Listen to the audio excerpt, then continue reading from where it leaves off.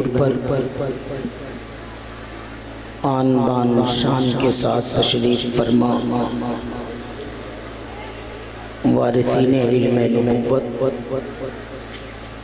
یعنی علماء اہل سنت۔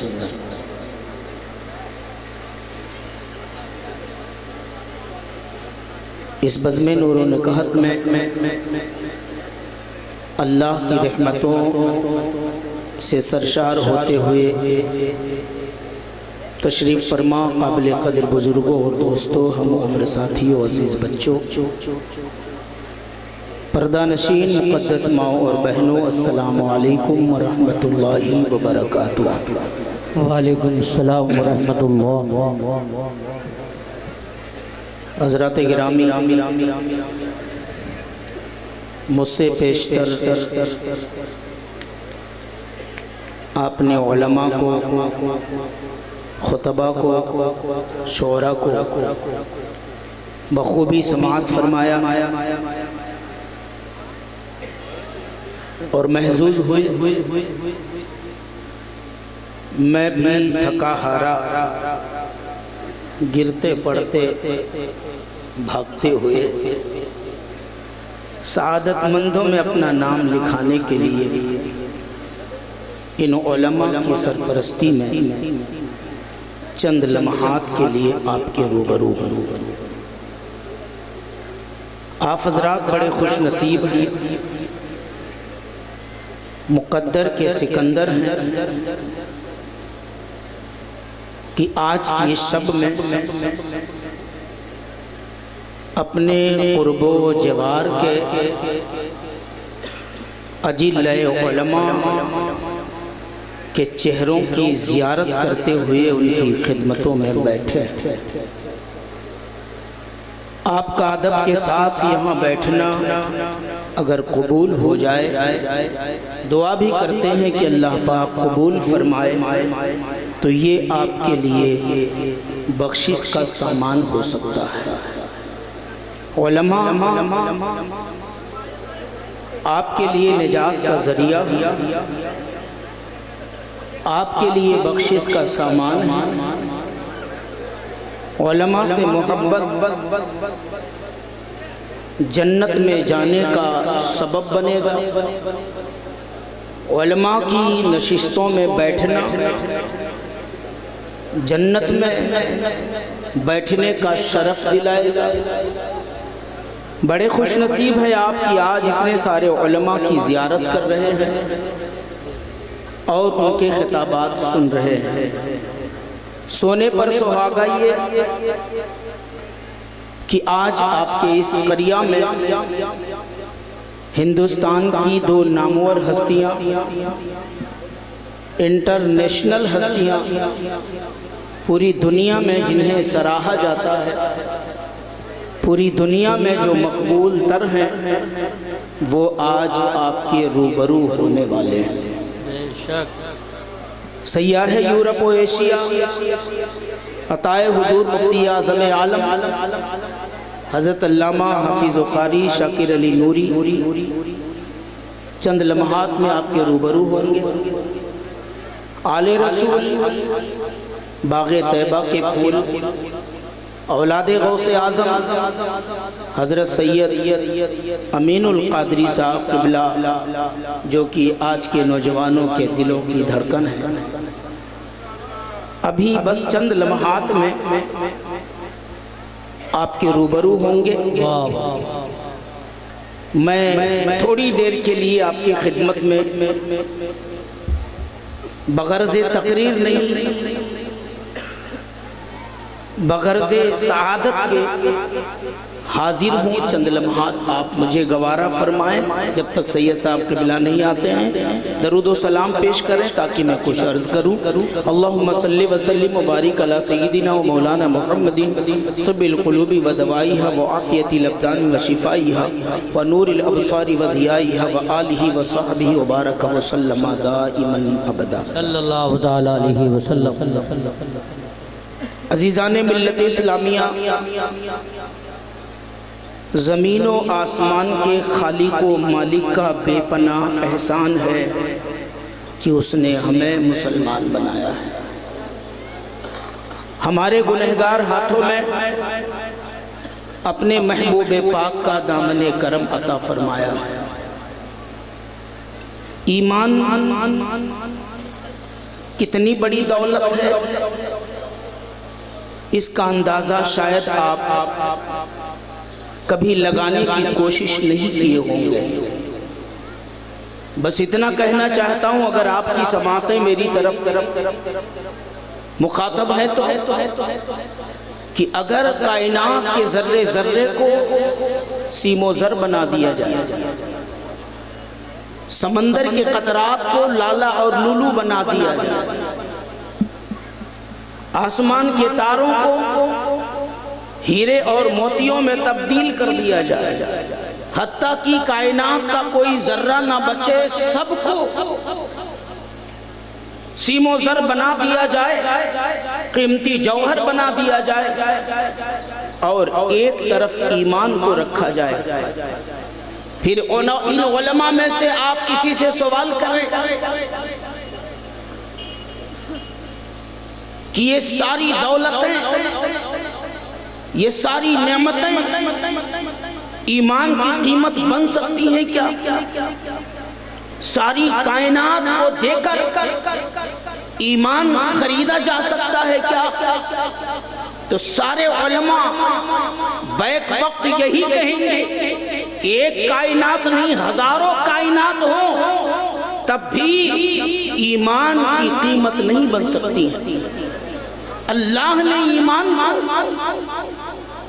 ایسا قیمتی بنایا ہے کہ اس کے مقابلے میں کوئی شے قیمت ہو ہی نہیں سکتی۔ اس لیے مسلمانوں میرے پاس وقت نہیں ہے، بس احساس دلانا چاہتا ہوں، ایمان کی قدر کرو، ایمان سے محبت کرو۔ کسی کی دھوم دھام دیکھ کر، کسی کی طاقت اور پاور دیکھ کر، حکومت اور طاقت دیکھ کر، ہٹلری اور تانا شاہی دیکھ کر، ظلم و جبر دیکھ کر کبھی اپنے مسلمان ہونے پر شرمندگی نہ محسوس کرو، کبھی اپنے آپ کو گرا ہوا نہ سمجھو، اپنے آپ کو کمتر نہ سمجھو۔ ایمان وہ ہے اور ایمان والا وہ ہے، اللہ کی قسم، جس کے برابر کوئی تاجدار نہیں ہو سکتا، کوئی مالدار نہیں ہو سکتا ہے۔ ایمان والا کتنا بڑا رئیس ہے، اس کا اندازہ اس وقت ہوگا جب آپ کی سانسیں رک جائیں گی، جب آپ کے جسم سے روح کا رشتہ اور ناطہ ختم ہو جائے گا، جب آپ چار کاندھوں پر لگ کر شہر خاموشہ کی طرف چلنے والے ہوں گے، روح آپ کی حلق میں جب لڑکھڑا رہی ہوگی، اس وقت جب حجابات ہٹیں گے اور جب فرشتے نظر آئیں گے، تب آپ کو ایمان کی مٹھاس سمجھ میں آئے گی، تب آپ کو ایمان کی لذت سمجھ میں آئے گی، تب آپ کو اسلام کی حقانیت سمجھ میں آئے گی۔ یہ وہ مرحلہ ہے جس مرحلے میں جانے کے بعد دنیا کا ہر انسان، وہ تاجدار ہو، وہ مالدار ہو، وہ حکومت اور ثروت کا مالک ہو، کیسا بھی ہو، اس مرحلے میں جانے کے بعد ہر کسی کو یہ یقین ہو جاتا ہے کہ اسلام سچا ہے، اسلام اچھا ہے، اسلام ہی خدا کی بارگاہ میں مقبول ترین دین ہے۔ ایسا نہ ہوتا تو مرنے کے قریب پہنچ کر فرعون نہ کہتا آمنت برب موسیٰ وہارون، جب مرنے لگا روح الگ الگ پہنچی، تب وہ بھی کہتا ہے کہ میں موسیٰ اور ہارون کے دین پر، ان کے رب پر ایمان لاتا ہوں۔ تو مسلمانوں، اللہ نے فضل فرمایا ہے، آپ کو ایمان دیا ہے۔ یہ بھی عرض کر دینا چاہتا ہوں، ایمان سب کو نہیں ملتا، جس پر خدا کا خاص فضل ہوتا ہے اسے ایمان ملتا ہے۔ اسی دنیا میں دیکھ لو، حکومت والے موجود ہیں مگر ایمان نصیب نہیں ہے، پیسے والے موجود ہیں مگر ایمان نصیب نہیں ہے، بڑے بڑے سرمایہ دار موجود ہیں مگر ایمان نصیب نہیں ہے، بڑے بڑے ساہوکار موجود ہیں مگر ایمان نصیب نہیں ہے۔ ایمان پیسے سے نہیں ملتا، ایمان دولت سے نہیں ملتا، ایمان اللہ کے فضل سے ملتا ہے۔ جس کا نصیبہ بڑا ہی بلند ہوتا ہے اسے ایمان ملتا ہے۔ اس لیے اے مسلمانوں، جانو، ایمان کی قدر سمجھو، ایمان کی قدر جاننا ہے تو حضرت بلال حبشی کی زندگی دیکھ لو۔ اللہ اللہ، کفار مکہ نے اپنی پوری طاقت لگا دی ہے، پتھروں سے ان کو کچل کچل کے مارا جا رہا ہے، ننگی پیٹھ گرم ریت پر لٹایا جا رہا ہے، گھسیٹا جا رہا ہے، بھوکا پیاسا رکھ کے انہیں تڑپایا جا رہا ہے، اور سوال صرف ایک ہے، اسلام سے ہٹ جاؤ، پیغمبر اسلام کے دامن سے ہٹ جاؤ۔ مگر اللہ اللہ، ایمان کی مٹھاس اگر محسوس کرنی ہے تو بلال حبشی سے محسوس کیجئے۔ آپ نے یہی تو کہا تھا، تن مانگو تن دیں گے، من مانگو من مانگو وہ سب دے دیں گے، تن من تن سب لٹا دیں گے، مگر ایمان نہ دیں گے، مگر اسلام نہ دیں گے، رسول اللہ کا دامن کرم ہم نہ چھوڑیں گے۔ اللہ اللہ، ہے ایمان میں وہ بات، تبھی تو حضرت بلال حبشی نے ایمان کو ترجیح دیا، ہر ظلم کو اپنے اوپر برداشت کر لیا۔ اس موضوع کا انتخاب میں نے اس لیے کیا ہے کہ آج آپ لوگوں کی دھوم دھام دیکھ کر، پکڑ دھکڑ دیکھ کر، طاقت اور حکومت دیکھ کر، سیاسی طوفان اور آندھی دیکھ کر بہکنے لگتے ہیں، لڑکھڑانے لگتے ہیں۔ داڑھی اس لیے نہیں رکھا کہ لوگ مسلمان نہ سمجھ لیں، اللہ اللہ ٹوپی اس لیے سر پہ نہیں رکھا کہ لوگ اسلام والا نہ سمجھ لیں، اپنے آپ کو چھپاتے ہو، اپنے آپ کو کم بزدل سمجھتے ہو، کمتر سمجھتے ہو، اس لیے آج آپ کا یہ خادم کہہ دینا چاہتا ہے کہ مسلمان ہونا یہ کمتر ہونا نہیں ہے، اللہ کی قسم مسلمان ہونا سب سے اعلیٰ ہونا ہے، سب سے برتر ہونا ہے، سب سے بلند ہونا ہے، سب سے بالا ہونا ہے۔ آؤ دیکھو حضرت آسیہ کی بارگاہ میں چند لمحات کے لیے عالم تصور میں جائیں۔ فرعون کی شاہی محل کی ملکہ ہیں، فرعون کی ملکہ آسیہ ہیں۔ اللہ اللہ، فرعون وہ تھا جس نے خدائی کا اعلان کیا تھا، فرعون وہ تھا جس نے اپنے آپ کو خدا تسلیم کروانے کی کوشش کی تھی، لیکن وہ آسیہ جنہوں نے حضرت موسیٰ علیہ السلام کی پرورش کی تھی، وہ آسیہ حضرت موسیٰ علیہ السلام کے رخ زیبا کی جنہوں نے زیارت کی تھی۔ اللہ اللہ، ایک شب ایسی آتی ہے کہ فرعون اٹھتا ہے اور آسیہ کے کمرے میں جاتا ہے، کہتا ہے آسیہ آج بے چینی ہے، بے قراری ہے، میں آپ کے پاس چلا آیا، کہو کیا بات ہے؟ اور پھر اس نے خدائی کی بات چھیڑ دی۔ تب حضرت آسیہ نے کہا کہ سن لے، میں اپنے الفاظ میں عرض کر رہا ہوں، اے فرعون سن لے، تیری جو ہے سن لے، اے فرعون تو اچھی طرح سے سن لے، تو حکومت والا ہو سکتا ہے، تاجدار ہو سکتا ہے، مالدار ہو سکتا ہے، تیری حکومت طاقت اپنی جگہ، لیکن جہاں خدا کی بات ہے تو تو خدا نہیں ہو سکتا۔ خدا تو وہ ہے جس کا پتہ حضرت موسیٰ نے بتایا تھا، خدا تو وہ ہے جس کا پتہ حضرت موسیٰ علیہ السلام نے دیا تھا۔ حضرات گرامی، اسی کے بدلے میں ان پر اتنے ظلم کے پہاڑ توڑے گئے، اتنی قیامتیں ان پر توڑی گئی، اللہ اللہ کہ وہ جاں بلب ہو جاتی ہیں، دنیا سے کوچ کر جاتی ہیں۔ ایسے ہزاروں واقعات اگر دیکھیں تو ملیں گے۔ اللہ والے، ایمان کی لذتیں پانے والے، اعمال کی مٹھاس محسوس کرنے والے، اپنا سب کچھ قربان کر دیے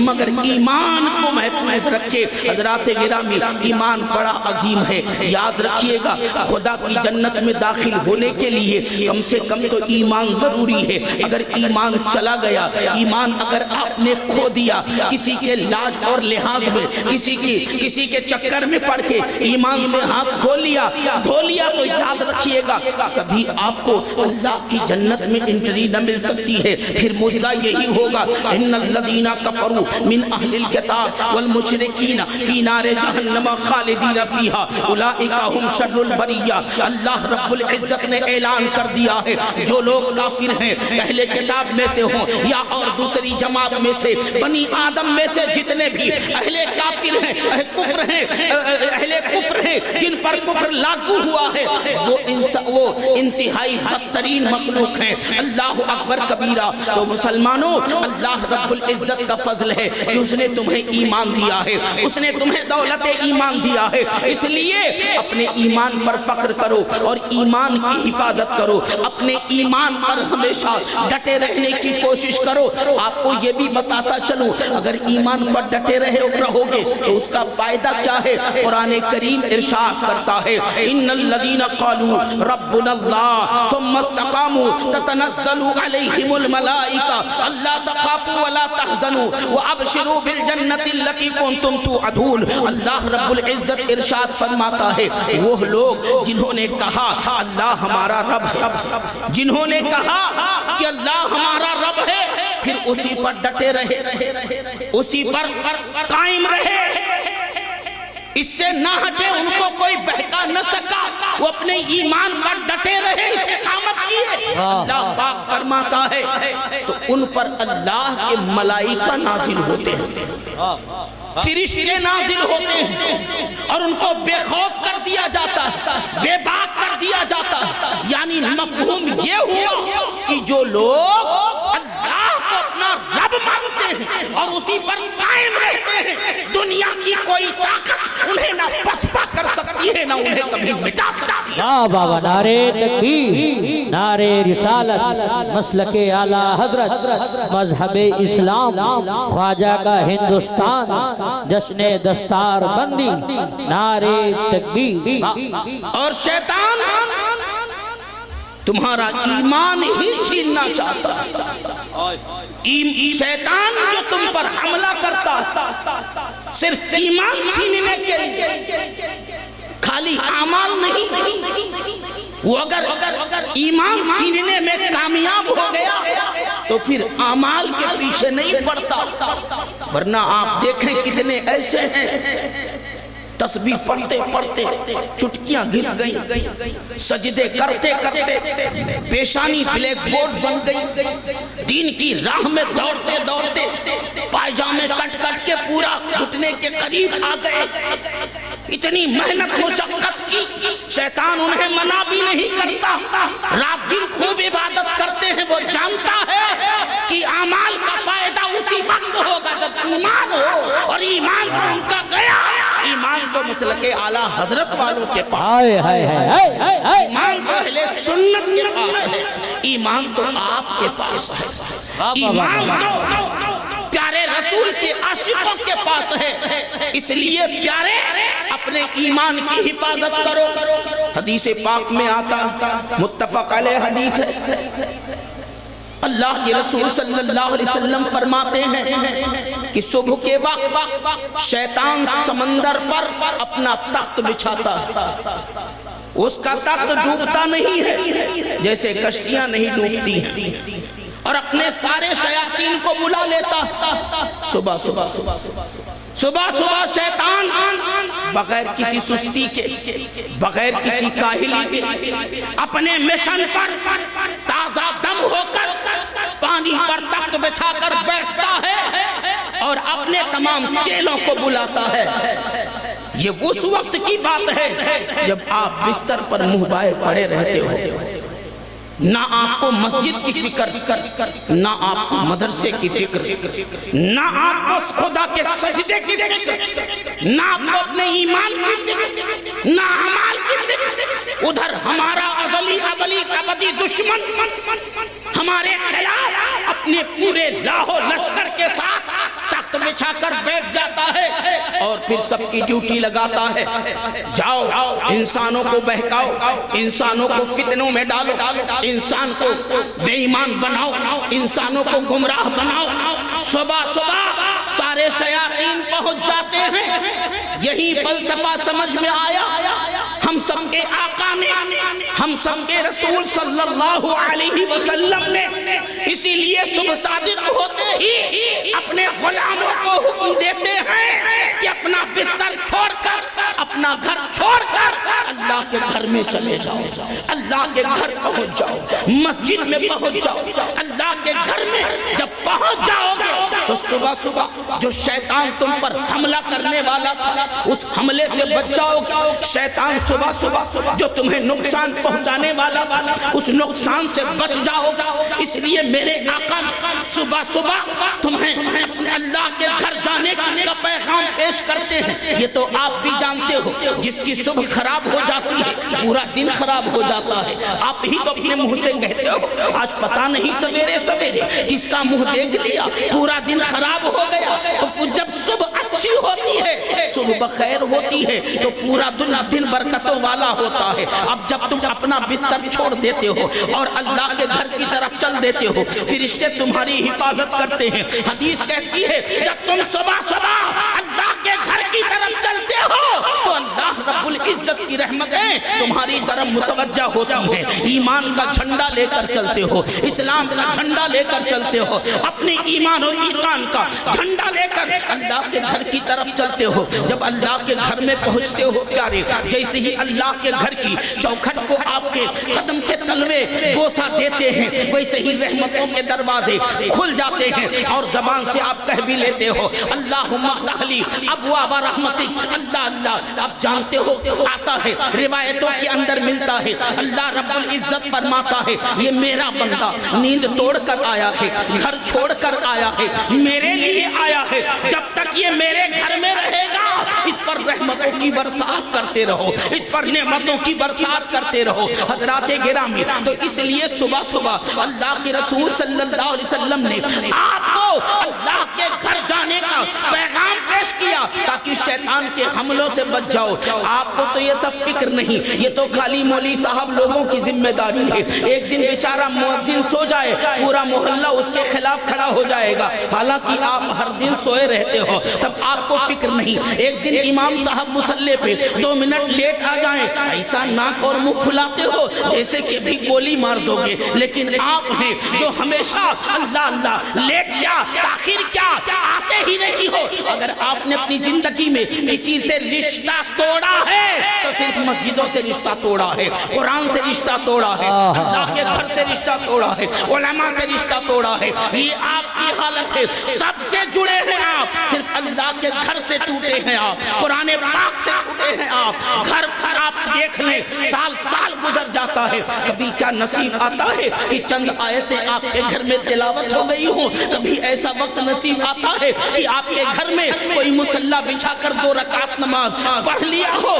نہیں، ان سب سے رشتہ آپ نے توڑ لیا ہے۔ اللہ اکبر۔ پھر ہوتا کیا ہے سنو، اب آپ اللہ کے گھر جانے کے بجائے کھیت گئے، کھلیان گئے، جہاں جانا ہے چلے گئے، یا بستر پر پڑے رہے تو شیطان جو بڑا فتنہ ڈالتا ہے، صبح صبح اس کی طرف تھوڑا اشارہ کر کے آگے بڑھنا چاہوں گا۔ اللہ اکبر کبیرہ۔ پھر ہوتا کیا ہے، صبح صبح جب شیطان تمہارے قریب پہنچتا ہے، اگر سو رہے ہو تو سر سہلاتا ہے، آنکھ دباتا ہے اور میٹھی نیند میں آپ کو غرق کرتا ہے تاکہ سو جاؤ اور اللہ کی لعنت تم پر پڑ جائے۔ پھر صبح صبح اللہ کا فرشتہ حضرت میکائیل علیہ السلام، جن کو روزی پہنچانا اور جو ہے پانی برسانے کی ذمہ داری دی گئی ہے، جب آپ کے دروازے پر پہنچتے ہیں اور دیکھتے ہیں آپ مخدوم بنے ہیں، شیطان آپ کا خادم بنا ہے، تو جو روزی آپ کو ملنی چاہیے، اس دن جو برکت آپ کو ملنی چاہیے، اس دن جو نعمت آپ کو ملنی چاہیے،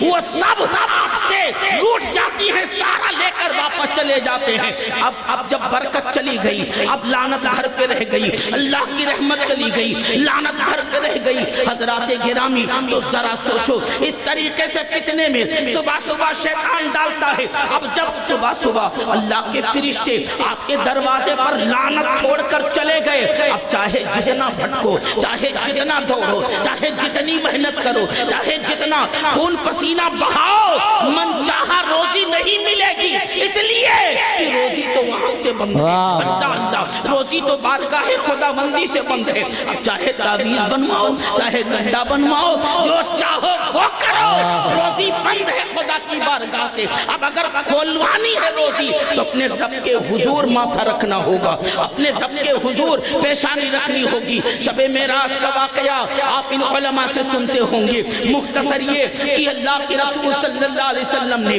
حضرت اسرائیل علیہ السلام کو دیکھا کہ ایک درخت کے نیچے بیٹھے ہیں، بڑا خوبصورت لمبا چوڑا درخت ہے جس کی وسعتوں کا اندازہ کوئی نہ لگا سکے، اتنا طول و عرض میں پھیلا ہوا درخت ہے۔ آقا کریم صلی اللہ علیہ وسلم نے حضرت جبریل امین سے گفتگو فرمائی تو بتایا حضرت اسرائیل سے پوچھا تو انہوں نے بتایا حضور آپ دیکھیں یہ آسمان کی طرف دونوں دروازے ہیں، اللہ اللہ، اور یہ درخت ہے جس کے پتے پر تمام بنی آدم کا نام لکھا ہوا ہے۔ حضور یہ دونوں دروازے جو آسمان کی طرف ہیں وہ اس لیے ہیں کہ ایک طرف سے، دھیان سے سننا، ایک طرف سے بندے کے اعمال چڑھتے ہیں تو دوسری طرف سے بندے کے لیے روزی اترتی ہے، بندے کے لیے رحمت اترتی ہے، بندے کے لیے نعمت اترتی ہے۔ اے مسلمانوں بتاؤ، اب ہم آپ سے پوچھتے ہیں، صبح سے لے کر شام تک اللہ کے فرشتے آپ کے کاندھے پر بیٹھتے ہیں،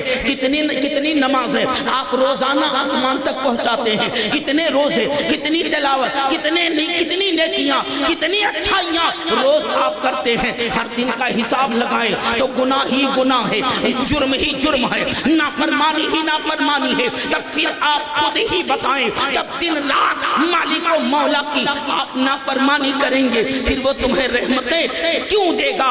اللہ اللہ، آپ ذرا سوچو، مگر وہ رحیم ہے، مگر وہ کریم ہے، وہ مہربان ہے، تمہیں بھوکا نہیں سلاتا، یہ اس کی مہربانی ہے، ورنہ ہمارے اعمال تو ہمیں برباد کر دینے والے تھے۔ اس لیے اے مسلمانوں، اپنے ایمان کی قدر کرو اور اپنے ایمان کو عمل کا جامہ پہناؤ، اپنے ایمان کو عملی جامہ پہنا کر اس کو طاقتور بناؤ۔ حضرات گرامی، اور آپ کا اگر یہ گمان ہو، اور ہوتا ہے، لوگ کہتے ہیں مائیں الگ بہانہ بناتی ہیں، بھائی لوگ الگ بہانہ بناتے ہیں، کھیت جانا ہے، کھلیان جانا ہے، دنیا کا عذر آپ پیش کرتے ہیں صرف مسجد نہ جانے کے لیے۔ اگر آپ سے کہا جائے تو آپ تو پوری کتاب لکھ دیں گے، یہ اسباب ہے جس کی وجہ سے میں مسجد نہیں جا سکتا، اللہ کے گھر نہیں جا سکتا، یہ آپ کا حال ہے۔ حالانکہ رب تعالیٰ کا فرمان ہے وَمَن يَتَوَكَّلْ عَلَى اللَّهِ فَهُوَ حَسْبُهُ، جس نے اللہ پر بھروسہ کر لیا،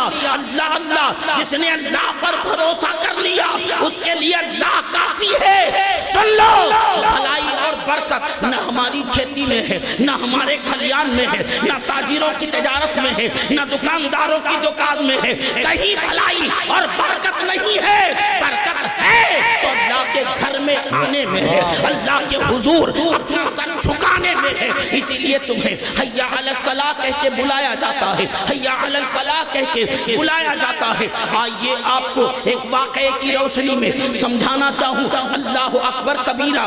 کلیوبی شریف کے اندر ایک واقعہ منقول ہے، علماء اچھی طرح جانتے ہیں، میں علماء کے لیے تقریر نہیں کر رہا ہوں، علماء کے لیے جو تقریر کرے اور قابلیت بگھارے، فصیح و بلیغ اردو کی سارے تمام سے کے سر کے اوپر سے چلی جائے تو میں کہتا ہوں اس کا کیا فائدہ؟ اس سے چاپ درسگاہ میں بیٹھ کر بولیے، طلبہ کو ادیب بنائیے، عوام کے لیے بولیے تو عوامی اردو بولیے۔ آپ کا ہر صیغہ دل میں اترنا چاہیے، ہر لفظ عوام کے ذہن میں بیٹھنا چاہیے۔ خطاب جو ہوتا ہے وہ بیدار کرنے کے لیے ہوتا ہے، خطاب جو ہوتا ہے انقلاب پیدا کرنے کے لیے ہوتا ہے، خطاب جو ہوتا ہے راستہ دکھانے کے لیے ہوتا ہے، قابلیت بکھارنے کے لیے نہیں ہوتا ہے، واہ واہی لوٹنے کے لیے قطعی طور پر نہیں ہوتا ہے۔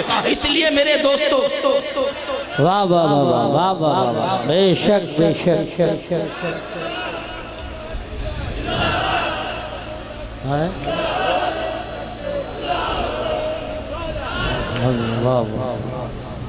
ایک واقعہ پیش کرتا ہوں۔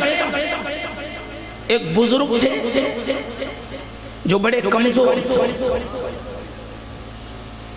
شہر کے ناکے پر جا کر بیٹھتے کہ مجھے کوئی مزدوری کے لیے رکھ لے۔ جان سے سنیے، گئے ناکے پر بیٹھے رہے، بڑے بڑے سیٹھ آئے، طاقتور بچوں ہٹھے کھٹے نوکروں کو لے گئے، اس بوڑھے بیچارے کو چھوڑ دیا۔ وہ بوڑھے آدمی ہر طرف سے مایوس ہوتے ہیں تو آسمان کی طرف نظر اٹھاتے ہیں اور بارگاہ ربی میں چل کے عرض کرتے، میرے اللہ، جس کو سب چھوڑ دے اس کو تو نہیں چھوڑتا، ہر در سے جو محروم ہو جائے، مایوس ہو جائے، تو کبھی کسی کو مایوس نہیں کرتا۔ میرے اللہ میں تیرے سہارے اٹھے، اللہ کے گھر میں چلے گئے، قریب میں مسجد تھی، وہاں جا کر جھاڑو لگایا، صاف صفائی کیا، اذان ٹائم پر پڑھی، نماز پڑھی، پورا دن اللہ کے گھر کی خدمت میں گزارے۔ شام ہوئی، گھر کی طرف لوٹے، بچے بھوک کے مارے، پیاس کے مارے تڑپ رہے تھے، بابا جان کا انتظار کر رہے تھے۔ جب بچوں کے بوڑھے باپ گھر پہنچے، بچوں نے خالی ہاتھ دیکھا، مایوس ہو گئے، کہا بابا کچھ لائے نہیں، ہمارے کھانے کا کچھ انتظام آپ نے کیا نہیں۔ بوڑھے باپ نے بچوں کو تسلی دیا، کہا سیٹھ بہت اچھا ہے، آج پگار نہیں دیا ہے، آج مزدوری نہیں دیا ہے، کل دینے کے لیے کہا ہے۔ بچوں کو تسلی دی اور پھر بچے سو گئے۔ سویرا ہونے کے انتظار میں رات گزاری بوڑھے آدمی نے۔ میں ذرا جلدی میں عرض کر رہا ہوں، تشریح میں نہیں جا رہا ہوں، وقت بالکل مجھے جو ملا ہے وہ ختم ہونے کے قریب آیا۔ حضرات گرامی، پوری رات بیت گئی، بوڑھے باپ کو نیند نہیں آئی۔ کیسے نیند آئے گی؟ آپ بھی سوچ سکتے ہو، آپ کا بیٹا بھوکا ہو تو آپ کو نیند آئے گی، آپ کی لاڈلی بھوکی سوئی ہو آپ کو نیند آئے گی؟ کبھی نہیں آئے گی، بلکہ ہم جیتے ہیں بچوں کے لیے، ہم کماتے ہیں بچوں کے لیے، ہم بٹوٹتے ہیں بچوں کے لیے، ہم تو بچاتے ہیں بچوں کے لیے، ہم تو سب کچھ کرتے ہی ہیں بچوں کے لیے۔ بچوں کی بھوک پیاس اور تکلیف ہم کو گوارا نہیں، تو اس بوڑھے آدمی کو اپنے بچوں کی تکلیف کیسے گوارا ہوتی؟ سویرا ہوا، پھر سے شہر کے ناکے پر پہنچے، پورا دن پھر ایسے ہی بیتا، کوئی کام پہ نہ لے گیا۔ اللہ کے گھر پہنچے، جھاڑو لگایا، صاف صفائی کیا، اور پھر اس کے بعد لے کے مت کیا ہو گیا بھیا؟ ابھی نہ لائیے گا مفتی صاحب، آنے دیجیے۔